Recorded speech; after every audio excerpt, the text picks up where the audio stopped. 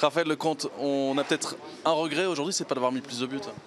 Ouais, c'est sûr, quand on voit le match, le nombre de situations qu'on s'est créées, c'est sûr que de ne pas avoir mis au moins 3 buts, c'est regrettable. Après, on va pas faire la fine bouche, on a quand même gagné, on prend les 3 points, on n'a pas pris de but. Et voilà, on reste dans la course, donc c'était quand même l'objectif avant le match, donc c'est quand même contrat rempli. Et les choses très sérieuses vont commencer là, avec ce déplacement à Westerlo désormais. Ouais, il reste 2 finales. On sait que la semaine prochaine, on ne va pas se cacher, il faut aller aussi gagner à Westerlo. Donc voilà, on va bien se préparer et on sait qu'il y a un gros match qui nous attend. Première fois aussi que votre coach vous alignait, Kroos, Klaas et vous-même. Qu'est-ce que vous avez pensé de cette nouvelle alignation? Non, on s'est bien entendu. On avait déjà joué comme ça aussi à Roulers. Non, on s'entend bien, on fait toutes les semaines à l'entraînement, donc forcément on a des repères. L'objectif de toute façon c'était le collectif, ces choses remplies, donc c'est bien. Clément Couturier, contrat rempli aujourd'hui, même si j'imagine qu'on aurait aimé mettre peut-être 1 ou 2 buts de plus. Ouais, c'est vrai, l'objectif était de remporter le match, mais peut-être avec une différence de but meilleure. Mais honnêtement, venir ici et prendre encore 3 points, donc c'est déjà très bien. Et voilà, maintenant il reste 2 matchs et on sait qu'il va falloir prendre les 6 points encore. Et toujours pas de but pris depuis de nombreuses semaines. Là aussi, c'est une assurance tout risque pour le moment, cette assise défensive que vous avez retrouvée. Ouais, c'est vrai que collectivement, défensivement, on a l'impression que rien ne peut nous arriver. Quand on enlève des joueurs, d'autres reviennent et c'est la même chose. Donc c'est vraiment bien de pouvoir compter sur une assise défensive très importante. Et voilà, je pense que ça va être la clé jusqu'à la fin. Maintenant, si on peut continuer à marquer des buts, ce sera parfait aussi. Vous parlez de cette assise défensive comme une des clés. Ce sera quoi justement ce facteur déterminant dans cette dernière ligne droite où 3 clubs semblent désormais tenir la corde? Nous, on va regarder que notre équipe et on sait qu'on affronte deux concurrents directs, à savoir Westerlo et Louvain. Donc prendre les 6 points, c'est l'objectif, garder cette cage inviolée et puis continuer à marquer des buts. Quand ce n'est pas les attaquants, c'est les milieux de terrain ou même parfois les défenseurs. Donc voilà, faut que ça continue comme ça. Glenn Klaas, een beetje bizarre wedstrijd door de omstandigheden natuurlijk. Hoe stond je op het veld? Niet makkelijk om zo te voetballen, hè? Nee, het is heel speciaal hè, met al die wind. Je zag het zelf ook.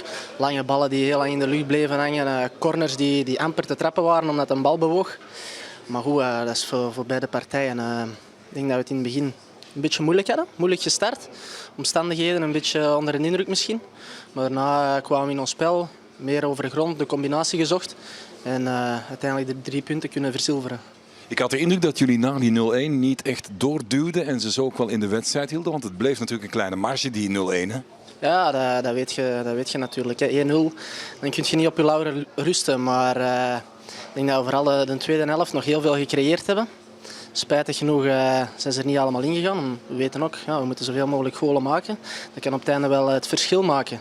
Maar goed, 2-0 zege, dat geeft vertrouwen aan volgende week.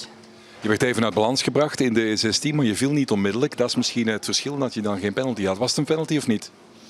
Goh, als ik mij misschien in de eerste instantie laat vallen, misschien wel.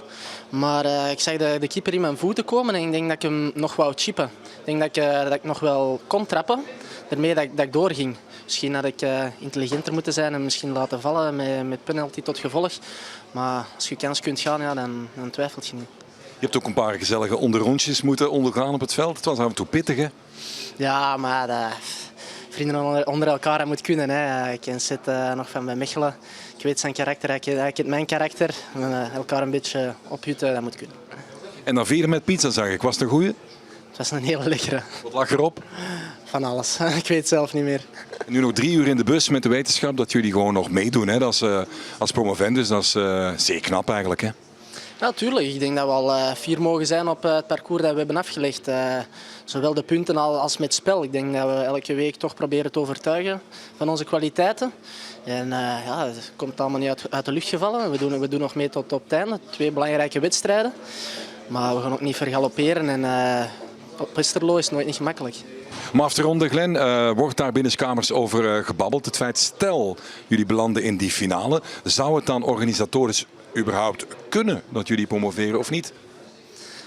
Goh, ik denk dat we daar niet mee moeten bezig zijn. Ik denk dat wij gewoon onze wedstrijden moeten spelen. En vooral de rest, ja, daar zijn andere mensen voor, denk ik.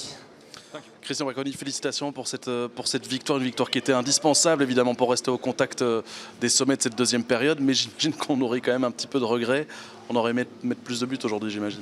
On sait que le goal average est important et qu'il était nécessaire d'en mettre davantage. On a eu beaucoup de possibilités. Il y a eu 22 tirs au but et on a pris 2 poteaux, bon, un qui s'est conclu quand même. Mais c'est vrai que ça aurait été beaucoup plus intéressant de marquer 1 voire 2 buts de plus. Maintenant, on était venu ici pour gagner. On avait à cœur aussi de renouer avec la victoire. Et à 2 journées de la fin, on est toujours présent, on est toujours là, donc c'est l'essentiel. Maintenant, on va faire notre parcours sans se poser de questions et on va essayer d'aller au bout. On a de la qualité, on l'a encore démontré ce soir, on fait encore un clean sheet, donc ça veut dire qu'on est très solide et que parfois un but peut suffire pour gagner un match. J'allais le dire justement défensivement, vous n'avez pas laissé l'équipe de Lokeren exister, si ce n'est peut-être pendant le premier quart d'heure qui était un petit peu ronronnant. Mais ça aussi c'est une des grandes satisfactions, évidemment, encore un clean sheet. Oui, encore un clean sheet. C'est vrai que les conditions de jeu étaient difficiles. On savait que le premier quart d'heure allait être compliqué parce qu'il fallait quand même s'adapter à ces conditions météo. Et également à l'adversaire parce qu'on savait qu'ils avaient encore un petit espoir de pouvoir justement mieux se positionner au classement. Puis petit à petit, on est rentré dans le match, on a pris le match à notre compte, on a provoqué des fautes, il y a eu beaucoup de fautes de leur part, expulsion, on a tiré sur la barre un coup franc, on a mis des combinaisons sur corner qui ont été payantes aussi, on les a beaucoup déstabilisés par rapport à ça. Et on s'est imposé, je pense, tout à fait logiquement, face à une équipe qui, on sent, qui est au bout du rouleau, qui est très, très, très en difficulté, mais j'ai quand même ce petit regret de ne pas avoir marqué 1 ou 2 buts de plus, mais en même temps, je trouve que les garçons, par rapport à ce qu'ils font depuis le début de saison, c'est tout simplement magnifique. Je pense qu'ils représentent bien la ville et le club, donc je suis fier d'eux. Cap sur Westerlo, à présent, un match très compliqué face à une des équipes qui développe sans doute l'un des meilleurs footballs de la série. Ce sera quoi le facteur déterminant ? Retrouver un peu de fraîcheur, parce que je trouve qu'encore une fois, on en a manqué un petit peu. Il y a une telle débauche d'énergie dans cette équipe qu'on peut le payer, mais en même temps, on a soif, on a faim, on a envie. Donc on va aller à Westerlo avec l'idée de gagner, bien évidemment. En gagnant à Westerlo, on s'ouvre les portes d'une finale. Donc il va falloir y aller avec le même état d'esprit. Et puis certainement avec d'autres idées aussi par rapport justement au jeu pratiqué de Westerlo. Mais on a une semaine pour préparer ce match. Et je trouve qu'à part la blessure de Géry qui m'inquiète un petit peu, les voyants sont ouverts.